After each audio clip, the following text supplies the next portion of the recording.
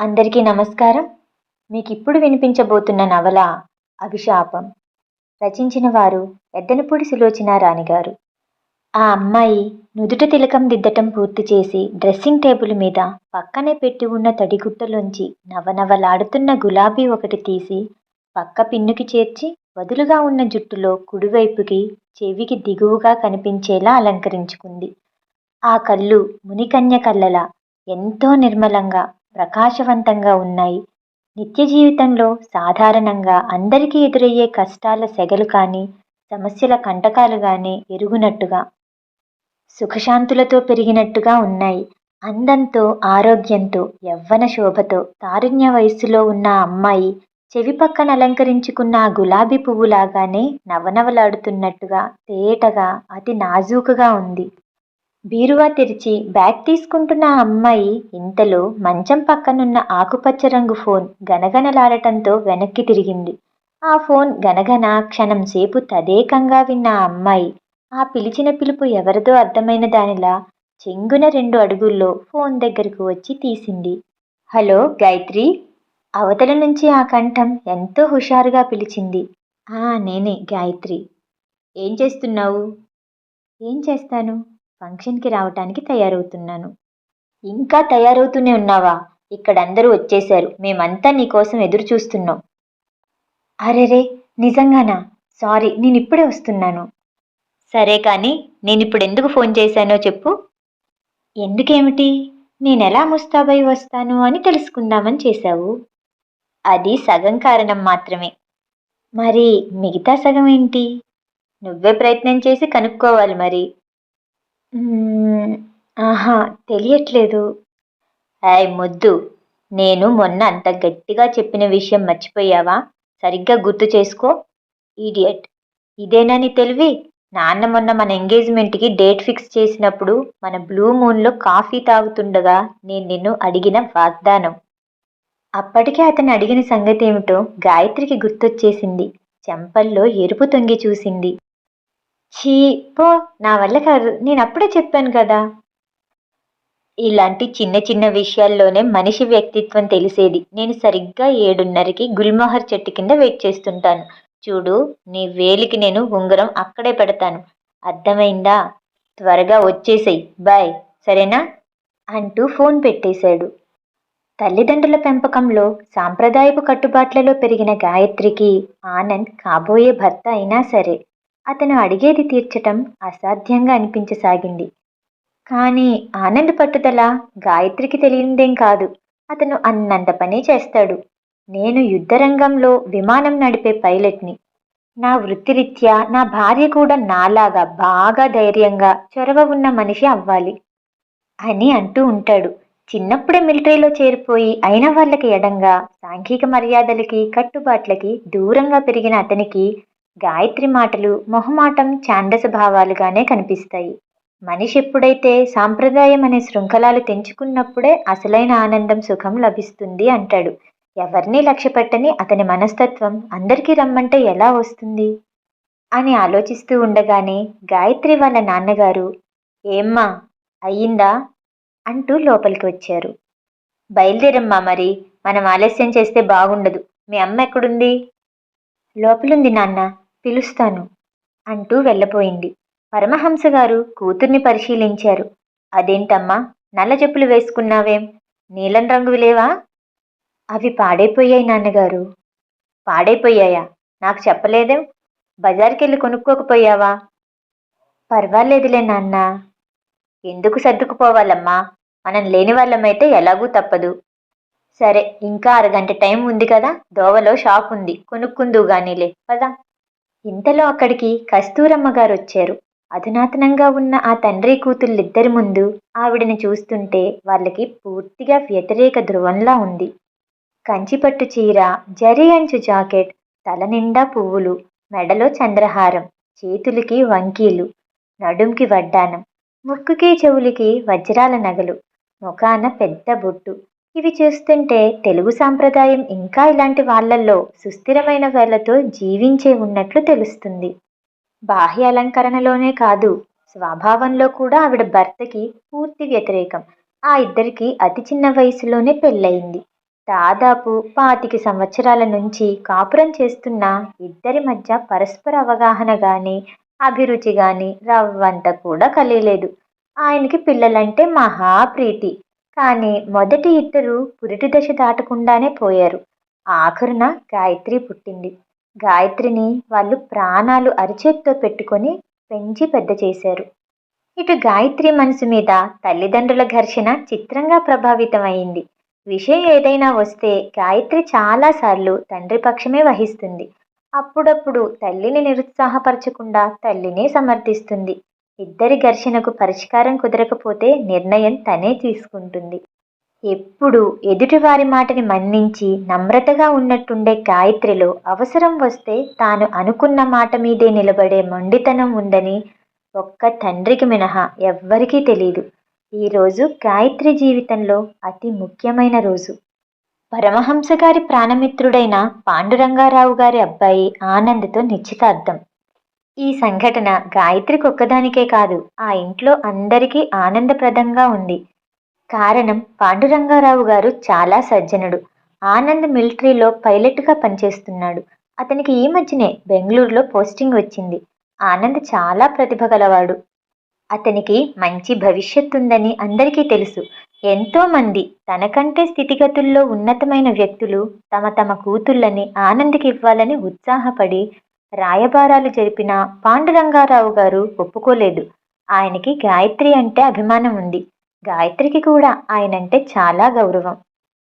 ఆయన భార్య పోయి 4 సంవత్సరాలయ్యింది. ఈ 4 సంవత్సరాలలో ఆయన పరమహంస గారి కుటుంబానికి మరీ దగ్గరయ్యారు. ఆనంద్ గాయత్రి కూడా ఈడు జోడు ఉన్నారు. ఒకరంటే ఒకరికి చిన్ననాటి పరిచయస్తులుగా అభిమానం, ఆకర్షణ ఉన్నాయి. ఇన్ని విధాలుగా ఆ 2 కుటుంబాలకి ఈరోజు పర్వదినమైంది. పరమహంస గారు ఈ ఫంక్షన్ తన ఇంట్లోనే ఏర్పాటు చేస్తానని అన్నారు. కానీ ఆనంద్ వినలేదు. ఫంక్షన్కి అతని స్నేహితులు, పరిచయస్తులు చాలామంది వస్తారు. ఎవ్వరికి ఏ లోటు జరగకూడదు. కస్తూరమ్మ గారి పిండి వంటలతో వచ్చిన వారిని ఎక్కడ ఇబ్బంది పెడుతుందో అని భయం కూడా ఉంది. అందుకే తండ్రికి చెప్పి తన ఇంట్లోనే ఏర్పాటు చేయించాడు. అయ్యో, ఇదేం సోద్యం, మనం ఆడపిల్లివారం అంటూ కస్తూరమ్మ గారు అభ్యంతరం చెప్పబోయింది. నీకు తెలీదు, నువ్వు ఊరుకో అంటూ పరమహంస గారు భార్యని నోరెత్తకుండా చేశారు. గాయత్రి తల్లిదండ్రులతో క్రిందికి దిగి వచ్చింది. ముగ్గురు కారులో కూర్చుని వెళ్లేదోవలో చెప్పుల షాపుకి వెళ్లారు. శుభమా అని ప్రధానానికి వెళ్తుంటే ఈ ఆగడం ఏంటి అంటూ భార్య నెసిగింది.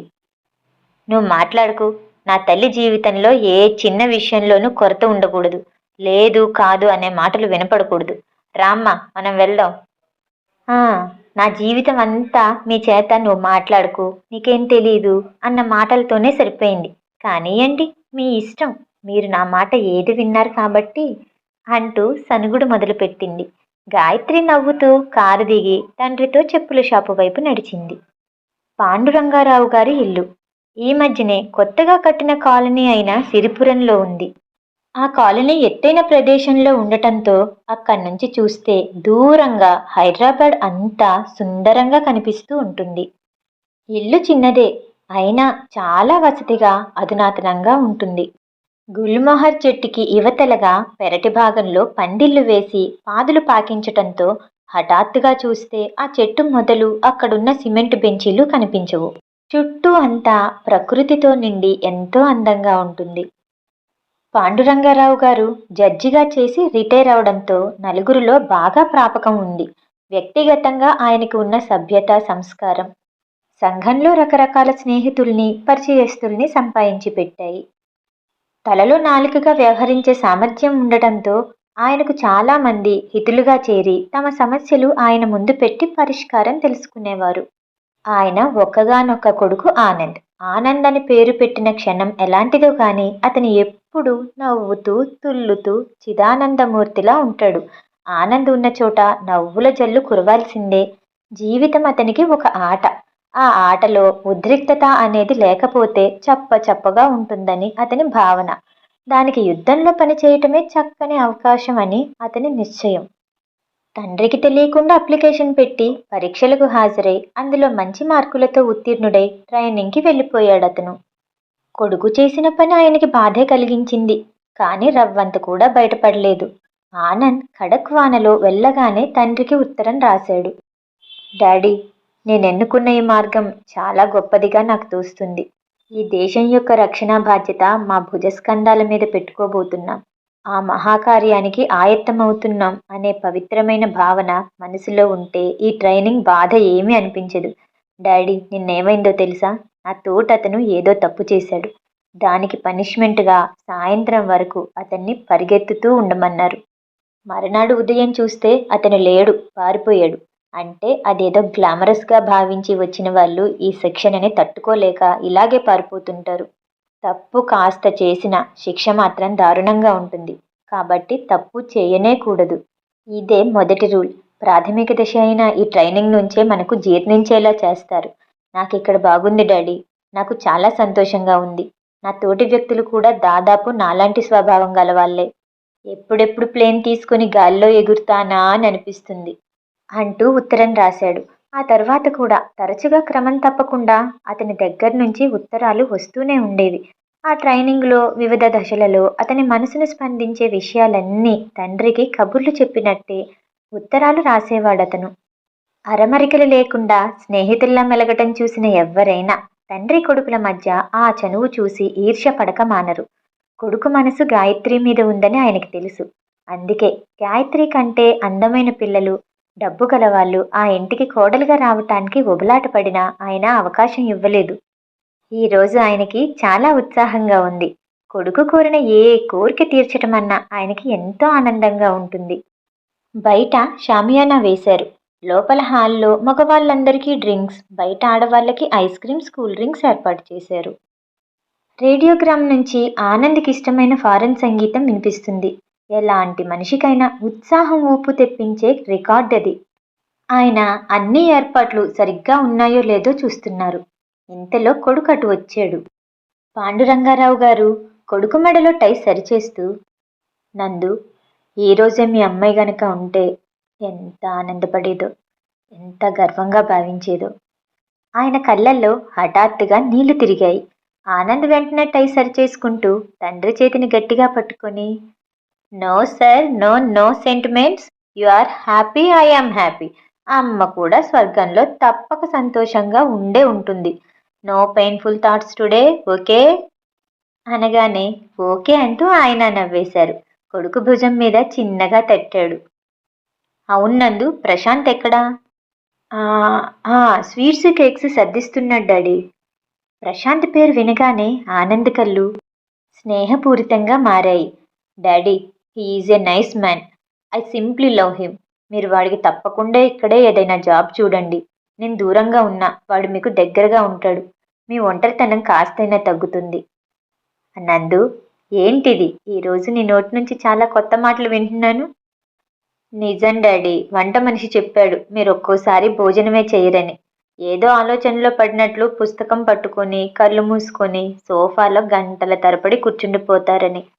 ఇదంతా వింటుంటే మరి నాకు చాలా బాధగా ఉంటుంది. నేను మీకు దూరంగా వెళ్ళటం తప్పేమో అనిపిస్తుంది. I'm sorry daddy. నా స్వార్థం, నా ఆనందమే చూసుకున్నాను కానీ మీ ఒంటరితనం గురించి ఆలోచించలేదు. నో నో నందు, అలా అనకు.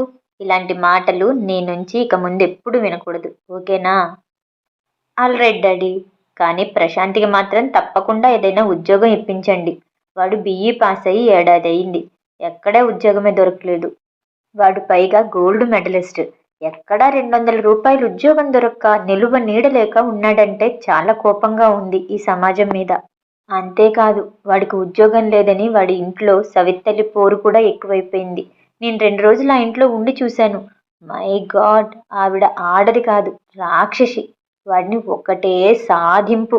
అందుకే వాడికి ఉద్యోగం చూసే బాధ్యత మాత్రం మీదే. ఓకే నందు, నేను చూసుకుంటాను కదా అవన్నీ. పద వెళ్దాం. గాయత్రి ఎక్కిన కారు పాండురంగారావు గారి ఇంటి ముందుకు వచ్చి ఆగింది.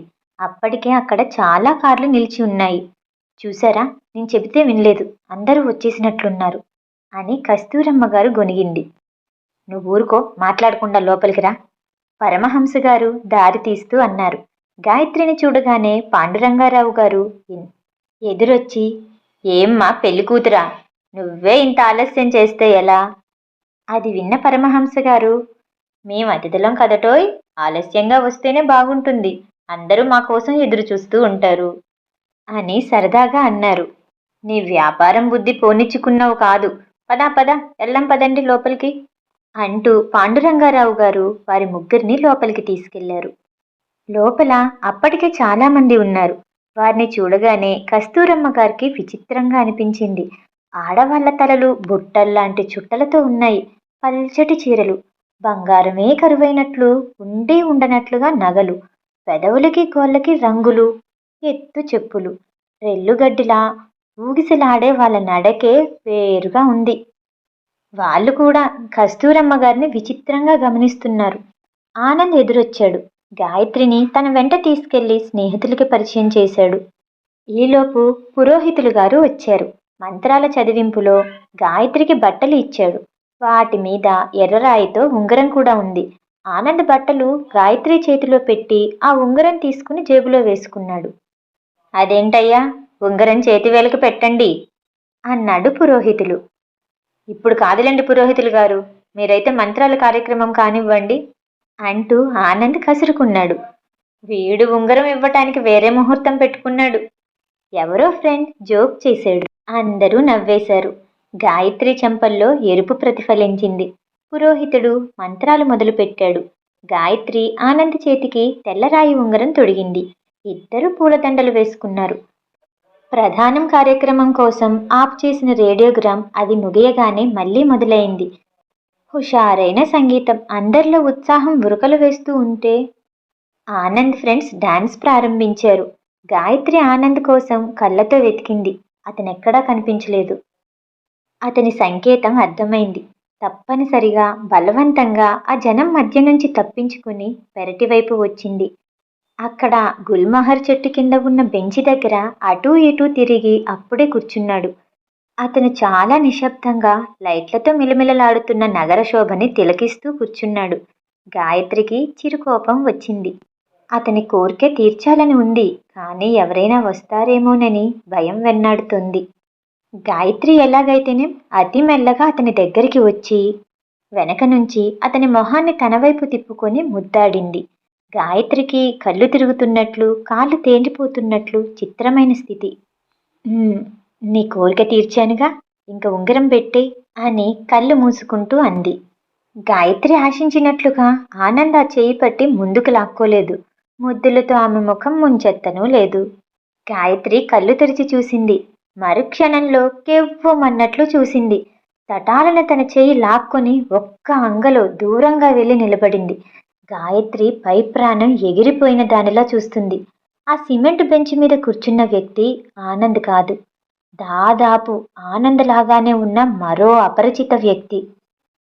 గాయత్రి బీతహరినిలా సిగ్గుతో కుచించుకుపోతున్న దానిలా చూస్తుంది. అవతల వ్యక్తి కూడా దాదాపు అదే స్థితిలో ఉన్నాడు. అతను మెల్లిగా లేచి గాయత్రికి అభిముఖంగా నిలబడ్డాడు. నేను నేను ఆనంద్ అనుకున్నాను, కంగారుగా తడబాటుగా అనేసి గాయత్రి కిరుక్కున వెనక్కి తిరిగి ఆ పందిళ్ల మధ్య నుంచి లేడిలా పారిపోయింది. గాయత్రి గుమ్మంలోకి పరిగెత్తుకుంటూ వస్తుండగా ఆనంద్ ఢీకొన్నాడు. పడిపోబోయిన గాయత్రిని గట్టిగా పట్టుకున్నాడు. నువ్వు నువ్వు ఇక్కడున్నావా? నన్ను అక్కడికి రమ్మని మరి పిలిచి అని కోపంతో విరుచుకు పడిపోతున్నట్టుగా అంది. సారీ సారీ డియర్, నేను రావడానికి అరగంట నుంచి ప్రయత్నిస్తున్నాను. నా ఫ్రెండ్ నన్ను పట్టుకొని వదిలితేనా? కోపం వచ్చిందా? గాయత్రి అతని చేతుల్ని విసురుగా తోసేసి తప్పించుకు వెళ్ళబోయింది. కానీ ఆనంద్ వదల్లేదు. హే నందు, నందు అంటూ లోపల నుంచి ఒక స్నేహితుడి కేక వినిపించింది. అదిగో చూసావుగా, నేను వెళ్ళకపోతే వాళ్ళే ఇక్కడికి వచ్చేస్తారు.